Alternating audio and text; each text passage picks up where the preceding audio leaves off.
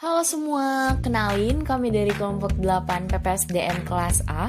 Kali ini akan membahas mengenai persiapan masa pensiun yang dialami oleh karyawan PT Telkom Indonesia. Bahas lebih lanjut, yuk kenalan dulu dengan member-member dari kelompok 8. Yang pertama ada Anissa Fadila, yang kedua ada Nurul Husna, yang ketiga ada Zakia Zahra Amanda, yang keempat ada Novita Kurnia Putri, dan yang terakhir saya sendiri Muhammad Zahra Gozi. Stay tune ya teman-teman. Oke, pengenalan di awal udah, pengenalan member udah. Mungkin selanjutnya saya bakal kasih tahu apa aja sih hal yang bakal dibahas kelompok di dalam video ini nantinya.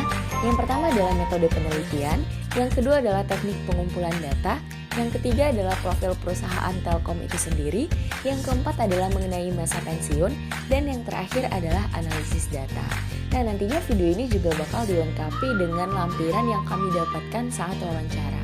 Selamat menyaksikan! Oke, here we go. Metode penelitian yang digunakan.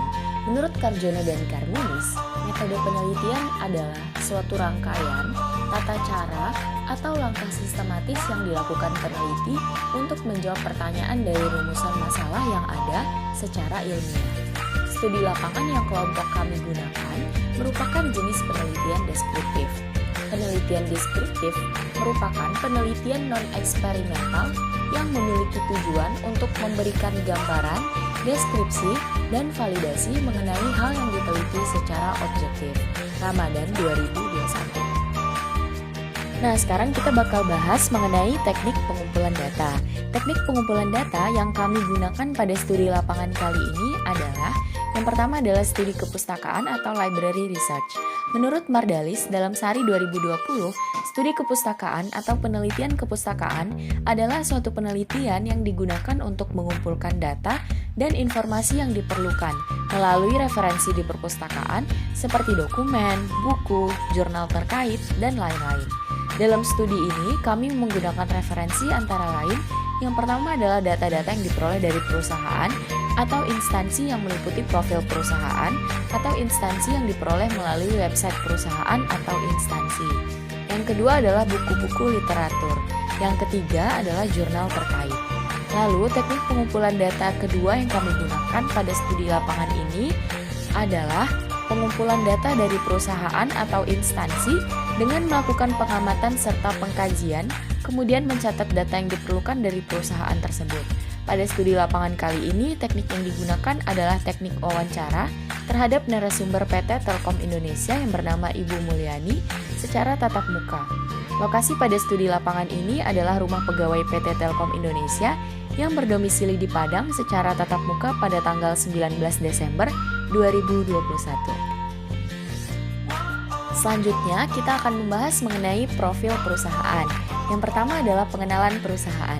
PT Telkom Indonesia Tbk merupakan BUMN yang bergerak di bidang layanan teknologi informasi dan komunikasi serta jaringan telekomunikasi di Indonesia. Pemerintah Republik Indonesia adalah pemegang saham terbesar Telkom, yaitu sebanyak 52,09%. Sedangkan 47,91% sisanya dikuasai oleh publik. Saat ini, bisnis Telkom dibagi menjadi 3 digital business domain, yaitu yang pertama adalah digital connectivity, yang terdiri atas software defined networking atau SDN, lalu network function virtualization atau NFV, lalu satellite, fiber to the X atau FTTX, 5G. Lalu yang kedua adalah digital platform, yang terdiri atas big data atau artificial intelligence atau AI, cyber security, data center, cloud, Internet of Things atau IoT. Lalu yang terakhir adalah digital service, yang terdiri atas consumer dan enterprise. Selanjutnya, kita akan membahas mengenai pengertian pensiun. Pensiun adalah suatu kondisi di mana seseorang telah berhenti bekerja pada suatu perusahaan atau instansi tertentu, dikarenakan telah selesainya masa kerjanya atau masa purna bakti, atau karyawan tersebut telah mencapai usia pensiun atau tidak dapat bekerja lagi dan juga sebagai bentuk penghargaan atas kontribusinya. Masa pensiun adalah suatu masa di mana pegawai sudah tidak bekerja lagi, sehubungan dengan pemutusan hubungan kerja pada instansi di mana pegawai telah mencapai batas usia tertentu. Analisis stage pensiun. Stage pensiun ada 6, yaitu stage prapensiun, stage honeymoon, stage disengagement, stage reorientation, stage stabilitas, dan stage terminasi. Berdasarkan hasil wawancara, diketahui bahwa narasumber adalah karyawan PT Telkom yang melakukan pensiun dini pada tahun 2017. Stage prapensiun terdiri dari 2 jenis, yaitu remote stage, jangka panjang, dan near stage atau jangka pendek. Stage ini biasanya dipersiapkan dengan program masa persiapan pensiun atau pre-retirement agar individu benar-benar siap saat masa pensiunnya tiba. Pada stage ini, narasumber mendapat pembekalan persiapan pensiun dari PT Telkom. Pengalaman narasumber saat itu dibawa oleh perusahaannya ke Bukit Tinggi.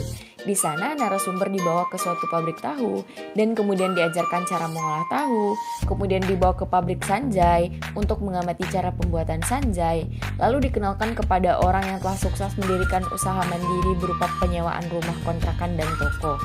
Narasumber mengutarakan pembekalan seperti itu banyak membantu dalam membuka pikiran serta ide untuk kemudian dapat mengembangkan usaha saat masa pensiun. Selanjutnya adalah stage honeymoon. Stage ini merupakan stage pertama saat individu benar-benar memasuki masa pensiun dan ditentukan oleh pribadi individu dalam menjalaninya. Stage ini seringkali ditandai dengan rasa euforia yang muncul karena merasakan suatu kebebasan yang baru. Narasumber yang kami wawancara juga sangat mengalami stage ini. Stage selanjutnya adalah stage disengagement, stage reorientation, stage stabilitas, dan stage terminasi. Stage ini merupakan stage yang rata-rata dialami oleh pensiunan normal, dikarenakan batasan usia, bukan pensiunan dini seperti narasumber yang kami wawancara. Analisis alasan individu pensiun. Berdasarkan hasil wawancara, diketahui bahwa narasumber adalah karyawan PT Telkom yang melakukan pensiun dini pada tahun 2017. Alasan individu melakukan pensiun dini adalah dikarenakan banyaknya beban kerja yang ada. Melihat beban kerja yang banyak, narasumber menjadi yakin untuk memutuskan mengambil pensiun secara dini sebelum mengalami masa pensiun. Beliau telah terlebih dahulu memikirkan tentang berbagai rencana yang akan dilakukan saat masa pensiun nanti. Pasti akan terjadi adaptasi yang cukup sulit, karena sebelumnya beliau harus bekerja hampir seharian penuh. Analisis persiapan pensiun. Menurut Willett dalam Laras 1 2011, persiapan pensiun merupakan suatu cara atau upaya investasi yang dilakukan individu untuk mencapai kesejahteraan dan bisa menjalani masa pensiun dengan baik. Persiapan pensiun harus dilakukan ketika masa produktif, baik oleh karyawan maupun perusahaan. Berdasarkan wawancara yang dilakukan terhadap salah seorang karyawan Telkom, diketahui bahwa yang bersangkutan telah mempersiapkan masa pensiun dengan sangat baik, dengan menggunakan modal yang didapatkan saat menjadi pensiun untuk dikembangkan, seperti dengan berjualan di rumah, memiliki kontrakan, dan kegiatan lainnya yang dapat menambah pemasukan. Tidak hanya dari karyawan, perusahaan juga turut mempersiapkan masa pensiun karyawannya dengan baik. Hal ini diketahui dari adanya dana tunjangan hari tua, dana manfaat pensiun, dan juga pembekalan skill untuk usaha-usaha yang mudah dikerjakan sehingga akan menjadi pemasukan tambahan bagi karyawan saat memasuki usia pensiun. Selanjutnya adalah analisis dinamika karyawan dari perspektif dewasa akhir. Menurut Heinstein dan Wapner, dalam Ribach DKK 1991, terdapat 4 cara pandang individu di masa pensiun yang turut berpengaruh terhadap gaya hidupnya, yaitu transition to old age, new beginning, continuation, dan imposed disruption. Berdasarkan wawancara yang telah dilakukan, individu memiliki persepsi terhadap gaya hidupnya, yaitu transition to old age, new beginning, dan continuation. Persepsi transition to old age merupakan timbulnya perasaan bahwa pensiun merupakan sebuah fase di mana terjadinya lepas segala aktivitas dari dalam diri individu. Kondisi serta keadaan ini sangat dinikmati oleh para pensiunan. Hakim 2007. Hal ini sesuai dengan hasil wawancara di mana narasumber mengatakan bahwa ia memang sangat menantikan masa pensiun karena jenuh dengan target yang harus selalu dicapai. Persepsi kedua yang dimiliki oleh narasumber adalah new beginning. Hakim 2007 menjelaskan bahwa persepsi ini merupakan anggapan bahwa masa pensiun merupakan sebuah masa datangnya kesempatan baru dalam kehidupan individu. sehingga mampu mengembangkan hobi serta aktivitas lain yang selama ini dinikmati hanya saat memiliki waktu senggang. Narasumber memiliki persepsi ini, terbukti dari hasil wawancara saat narasumber memaparkan bahwa masa pensiun akan dijadikan sebagai kesempatan untuk membuka usaha dari rumah, seperti yang sudah lama diinginkan oleh narasumber. Terakhir, persepsi continuation. Menurut Hakim 2007, cara pandang ini merupakan anggapan bahwa masa pensiun merupakan suatu masa di mana individu memiliki kesempatan dalam melanjutkan aktivitasnya, dalam hal pekerjaan, hobi, dan sebagainya. Hal ini lebih dikaitkan dengan keahlian yang dimilikinya. Narasumber memiliki persepsi ini karena dapat melanjutkan hobinya, yaitu berdagang.